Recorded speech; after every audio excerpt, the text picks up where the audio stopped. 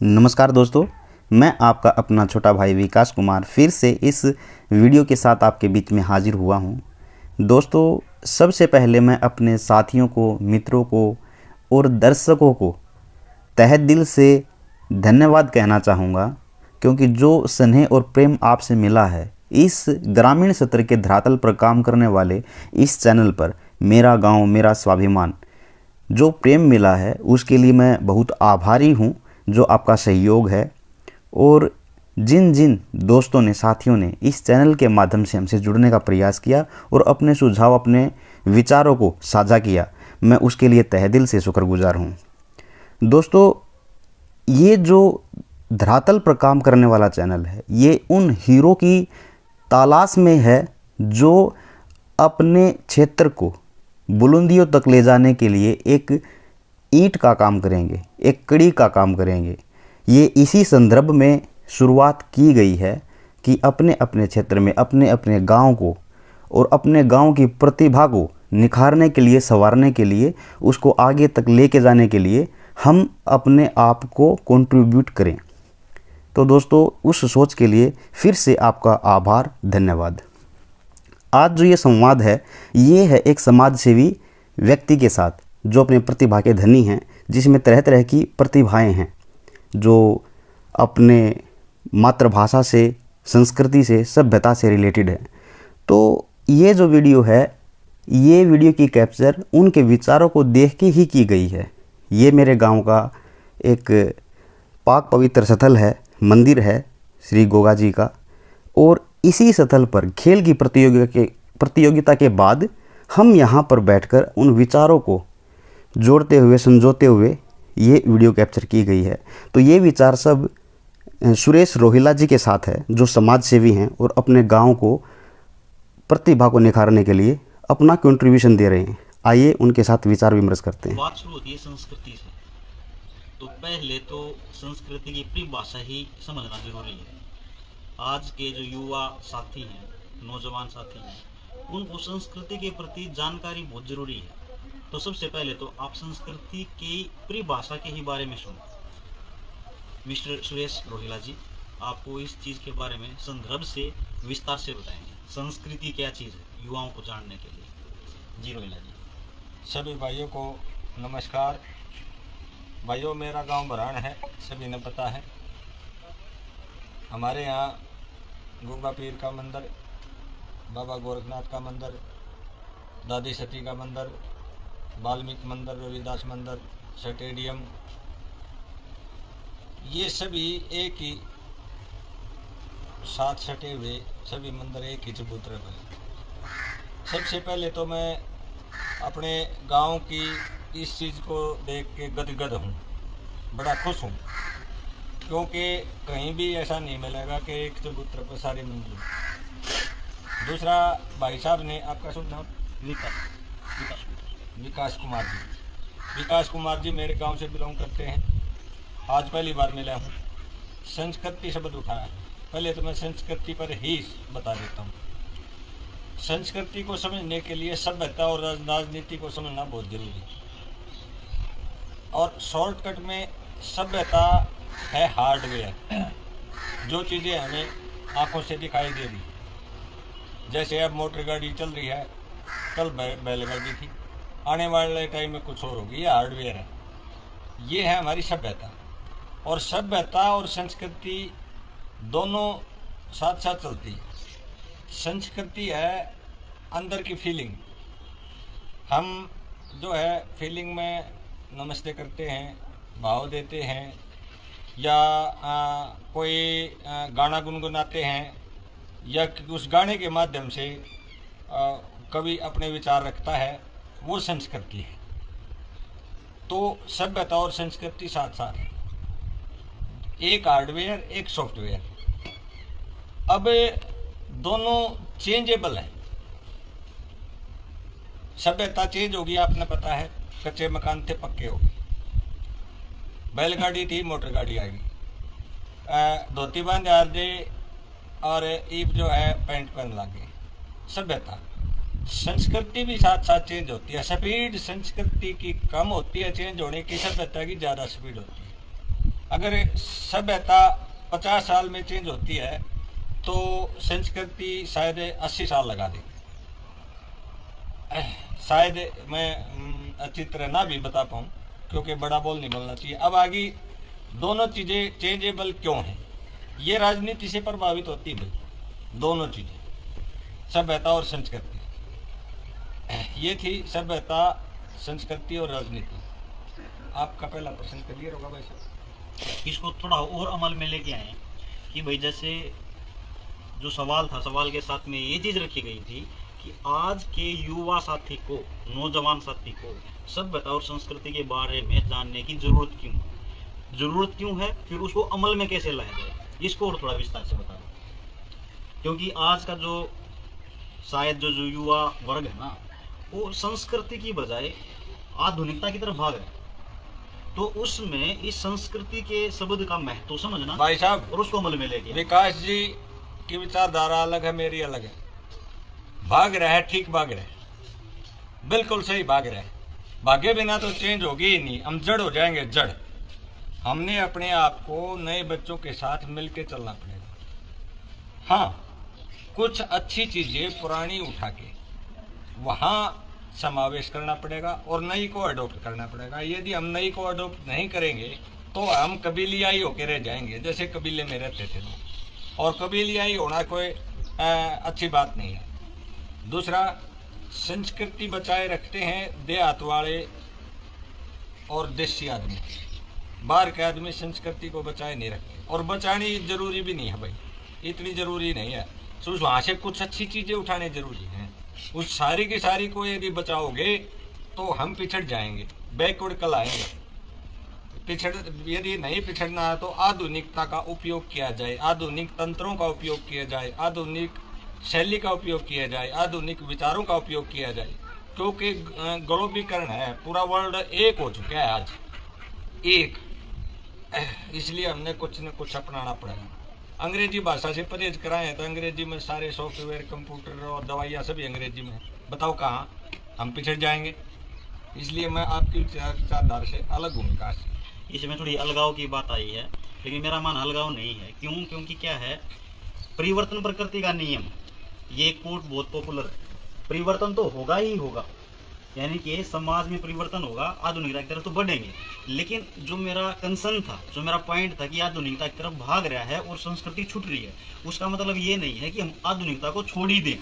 मेरा केवल कंसर्न ये था कि जैसे नौजवान साथी है, अगर उसके पास नियम की एक फाउंडेशन नहीं है, आधारशिला नहीं है, और वो बच्चा उस नियम को ना समझ के और कुछ अपनी उम्र के हिसाब से कुछ तेजी बढ़ जाए, तो बहुत सारी ये चांसेस होते हैं कि वो बच्चा कुछ गलती कर बैठेगा और सफलता की बजाय वो गटर में जा सकता है। तो मेरा केवल ये था टॉपिक कि भाई हमारी संस्कृति बहुत महत्वपूर्ण है। संस्कृति का मतलब जैसे रोहिला साहब ने बताया कि भाई जरूरी नहीं है कि वो परिवर्तन के साथ, आधुनिकता के साथ हमको वो चीज भी चाहिए, लेकिन कहीं ना कहीं वहाँ संस्कृति भी चाहिए। तो मेरा कंसर्न इस बात पे है कि जो इंसान के लिए जो मजबूत चीज है, जिस दायरे में रह के वो गलती ना करे, वो तो है संस्कृति का आधार।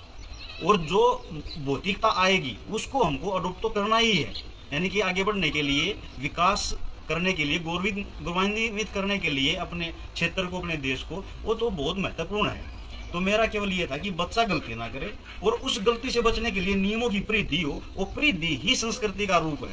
तो उसके ऊपर मजबूत फाउंडेशन बना के वो मजबूती के साथ नियमों के साथ चले, बस इतना था। तो विकास जी इंट्रो ना हो के ये डेबिट हो गया है। और आप युवा हो, मैं थोड़ा हाथ 1.5 उम्र का हूँ भाई।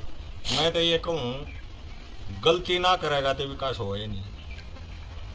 गलती करना बहुत जरूरी है इंसान के लिए। हाँ, गाड़ी ने चलाओ, बेसिक रफ चलाओ, पर बड़े हम ना जान दो। इतनी बड़ी गलती ना करो कि वापस सुधर ना जा सके। गलतियाँ ही आदमी का विकास की पहली सीढ़ी गलती है, पहली सीढ़ी गलती है भाई साहब। चलो इस चीज को विराम दे देंगे, थोड़ा आगे बढ़ाएंगे। यानी कि जैसे कह रहा है डिबेट होगी, बर्थडे हो गए, हाँ। इस चीज को अवॉइड कर लेंगे आगे। ना होने दे, डिबेट होने दे, कुछ भी होने दे, कोई बात नहीं। इन्हें काटिए ना भाई साहब के मैं। अच्छा, तो युवाओं को प्रेरित करने के लिए जैसे संस्कृति, फिर संस्कृति से आगे आपके क्या रुझान होंगे, क्या दिशा होगी और आगे बढ़ने के लिए? आगे तो युवाओं को हमारी पुरानी संस्कृति से कुछ उठा के उनको दे देना। ताकि उसका सदुपयोग कर सकें। संस्कृति और सभ्यता तो हम दे ही नहीं सकते, सभ्यता तो चेंज हो चुकी है, चेंज होती रहेगी। संस्कृति में से बहुत कुछ, जैसे हमारे पुराने आरोप हैं, कई आदमी भाई ये इंटरव्यू लेनी है बीर बार के भी मुँह चकड़ा कर बोल रहे हैं, अनु का हम हरियाणवी संस्कृति को बढ़ावा दे रहे। आपने बढ़ावा कहाँ दिया? संस्कृति वहीं खत्म कर दी जब आप अंग्रेजी शुद्ध हिंदी का उच्चारण कर रहे हो। हमारे शब्द होया कर दे कित मर गया, देख इसको बुरा लगेगा आपने, लेकिन बहुत बढ़िया समझ। कित मर गया का मतलब मेरा थोड़ा थोड़ा खो गया है तो किधर है बड़ा आदमी क्या करना। गड़गा गड़गा गड़गा शब्द सुना होगा, संस्कृति की बात कर रहा हूँ मैं। बखोरा सुना होगा आपने? बखोरा नहीं सुना है? हाँ हाँ बखोरा। गड़गा गड़गा पौना पौना गड़गा बखोरा। कल्लेवार सुनी है? कल्लेवार 10-1 बजे ही, ना तड़के ना दोपहर ना बीच में, कल्लेवार से। ये शब्द हमें संस्कृति है, इनका यूज करो। हम तो खूब करा, फिर तो मैं मानो आप संस्कृति ने बचा रहे हो। और संस्कृति बचाने के पीछे दिमाग तो उतर गया है, बहुत बातें हैं। हम है ना, हमें डॉक्टर बन गए, इंजीनियर बन गए, प्रधानमंत्री बन गए, एमएलए बन गए, उड़े जाकर ने भी हमें, यदि हम अपने शब्दों का प्रयोग करा और गर्व महसूस करा तो हम ये मानना कि हम संस्कृति को बचाएंगे। और उसमें ढड़कन है जब वह बतलावांगे उसी कराएंगे और बदल जाएंगे तो हम भी बदल चुके हैं। हम संस्कृति को बचाएंगे नहीं।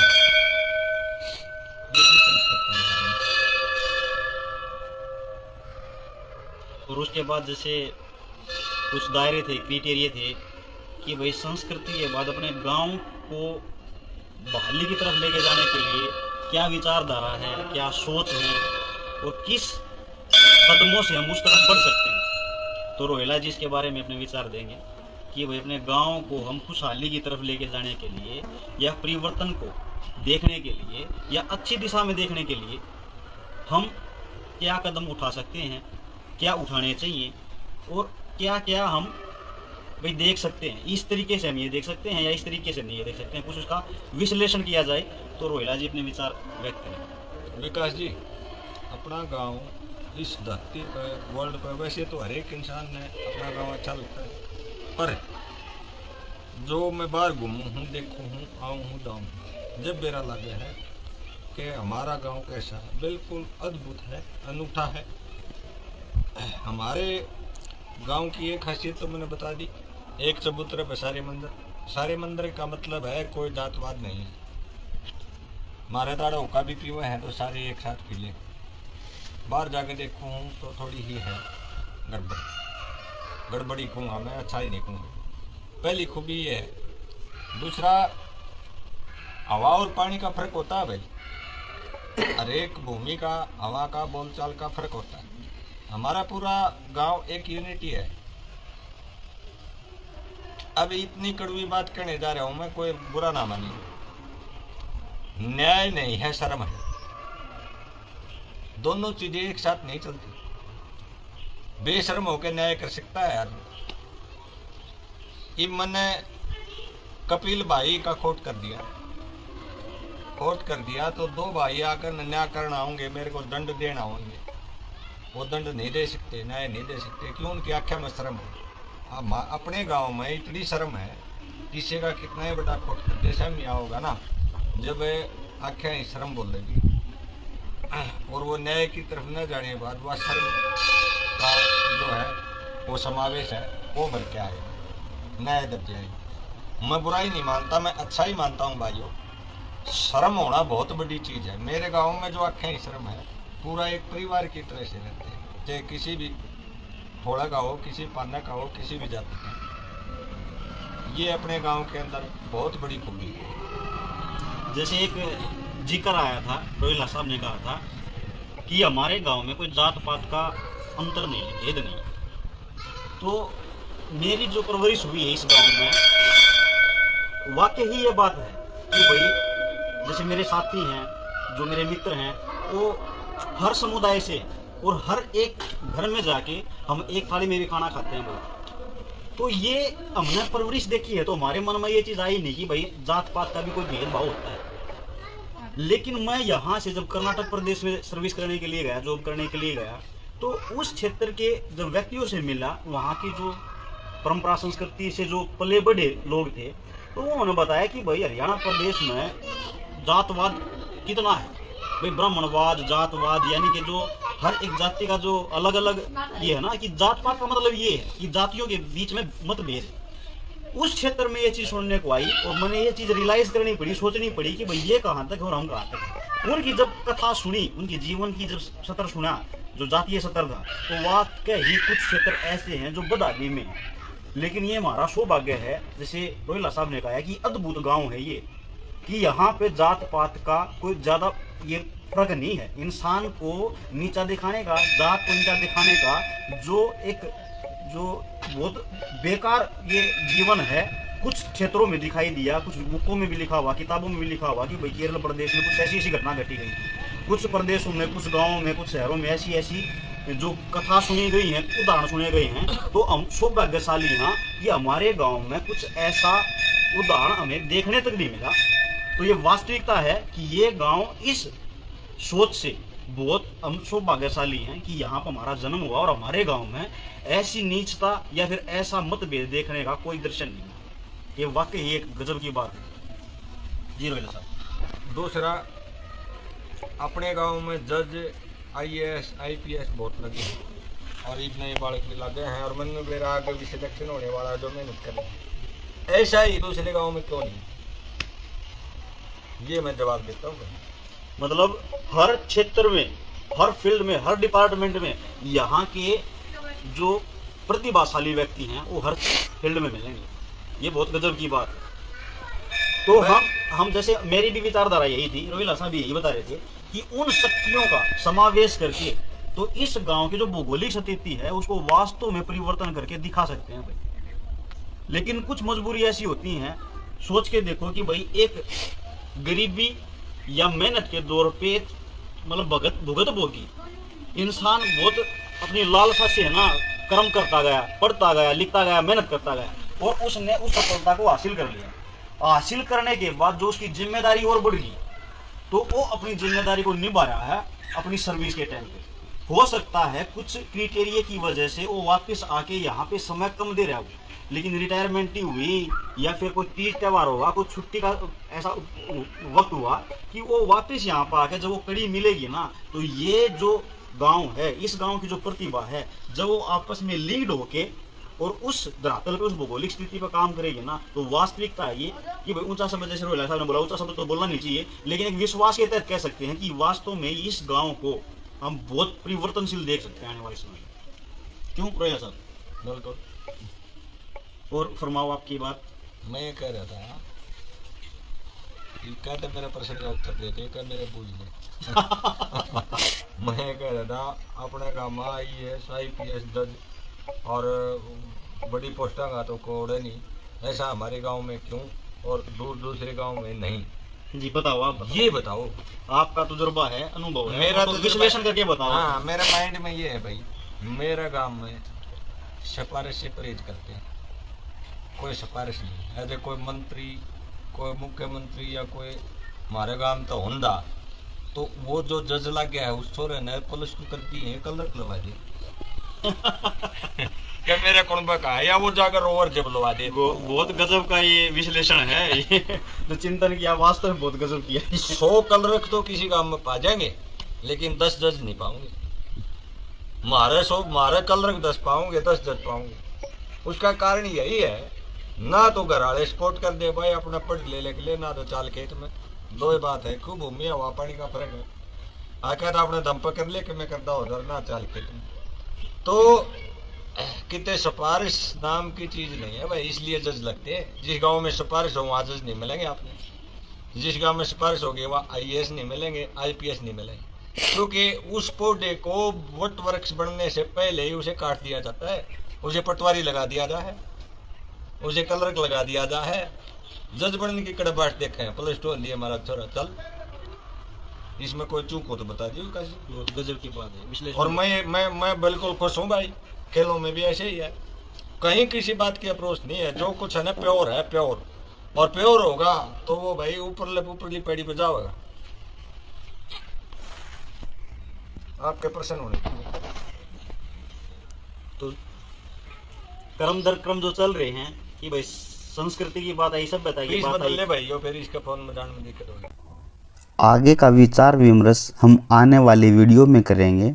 तब तक आप इस वीडियो को लाइक कीजिए, शेयर कीजिए और अपने दोस्तों में, साथियों में, प्रियजनों में शेयर कीजिए ताकि विचारों के साथ जुड़ सकें और हम सब अपने अपने क्षेत्र के लिए अपनी सहभागिता दर्ज करा सके, अपनी मन से, नीयत से अपने क्षेत्र के लिए काम कर सकें। मिलते हैं किसी नेक्स्ट वीडियो में, तब तक के लिए नमस्कार, जय हिंद।